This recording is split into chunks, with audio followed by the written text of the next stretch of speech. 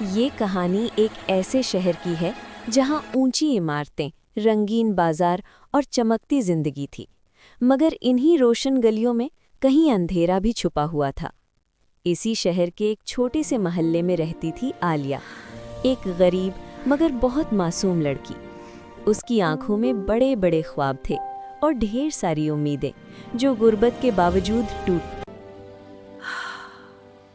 عالیہ ماں کے ساتھ گھر گھر کام پڑ جاتی، وہ برتن دھوتی، جھاڑو لگاتی اور خاموشی سے سب کچھ سیکھتی جاتی۔ غریبی نے اس کے ہاتھوں میں مضبوطی اور دل میں حساسیت بھر دی تھی۔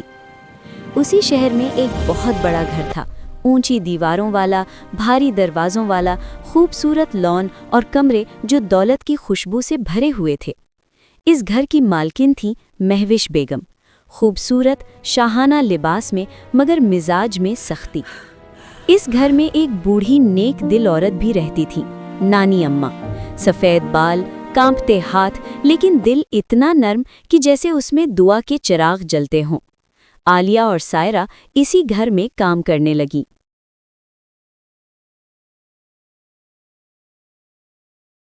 شروع کے دنوں میں سب ٹھیک چلتا رہا۔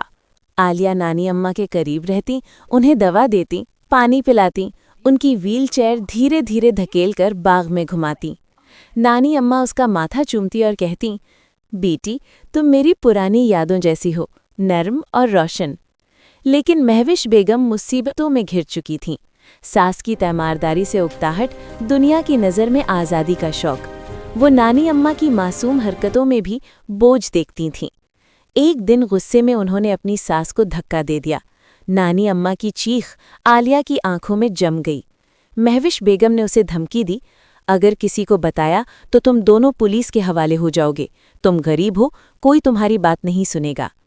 عالیہ خاموش رہی، مگر نانی اماں کے چہرے پر پڑی تکلیف کی لکیریں اس کے دل میں اتر چکی تھیں۔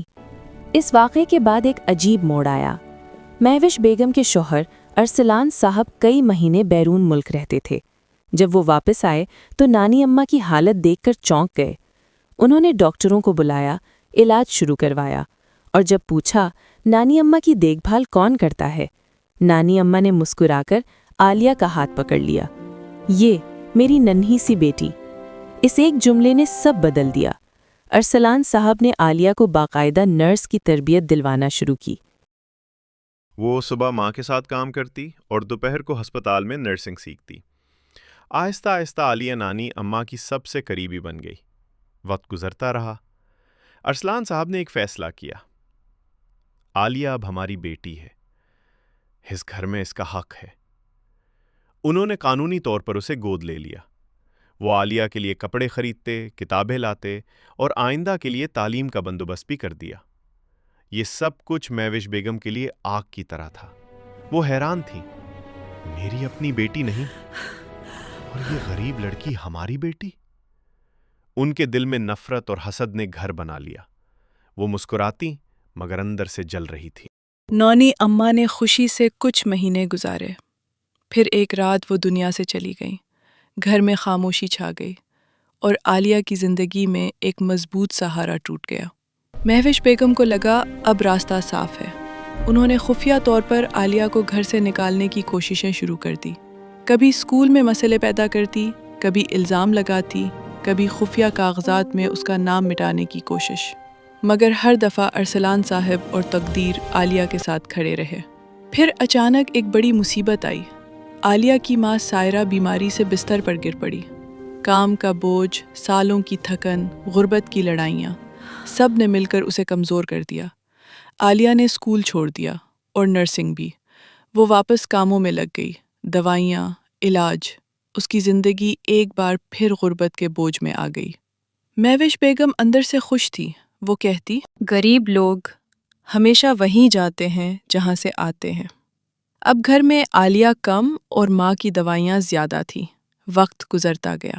چند مہینوں بعد ایک دن خبر آئی، مہوش بیگم کو ایک خطرناک بیماری لگ چکی ہے۔ اب وہ خود بستر پر تھی، وہی بستر جس پر کبھی نانی اماں پڑی تھی۔ آہستہ آہستہ ساری خدمت، سارے کام، ساری ضرورتوں کے لیے نظر ایک ہی طرف گئی، عالیہ۔ وہ لڑکی جسے کبھی دھمکی دی گئی، نیچا دکھایا گیا۔ وہی آج مہوش بیگم کے سامنے کھڑی تھی، نرم آواز، ہمدرد دل کے ساتھ۔ عالیہ نے ماں کو سنبھالا اور ادھوری نرسنگ کی تربیت لے کر واپس اس بڑے گھر آئی۔ وہ روز دوائیاں دیتی، وقت پر کھانا تیار کرتی، پرسکون لہجے میں کہتی، آپ بہتر ہوں گی، سب ٹھیک ہو جائے گا۔ ان کے دل مہوش میں بیگم کئی اکثر اسے سوال، دیکھ کر رو پڑتی، کئی احساس جاگ اٹھے۔ وہ سوچتی، جسے میں نے راستے سے ہٹانا چاہا، وہی آج میرے لیے راستہ بن گئی۔ راتوں کو وہ سوچتی رہتی، زندگی کیا ہے؟ دولت کس کام کی؟ اور انسانیت آخر کس چیز کا نام ہے؟ ایک دن عالیہ نے ان کا ہاتھ پکڑا اور بہت آہستہ کہا، بیگم صاحبہ، جو بھی ہوا، سب ختم۔ نانی اماں کہتی تھیں کہ محبت اور خدمت کبھی ضائع نہیں ہوتی۔ مہوش بیگم کے آنسو بہتے گئے۔ اور تم میری بیٹی ہو، اصل بیٹی، خون سے نہیں دل سے بنتی ہے۔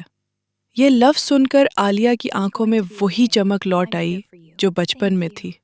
گھر میں اب کوئی جیتنے والا اور ہارنے والا نہیں تھا، صرف لوگ تھے، دل تھے، اور وہ اصول جو وقت نے بار بار ثابت کیا، جیسی کرنی ویسی بھرنی۔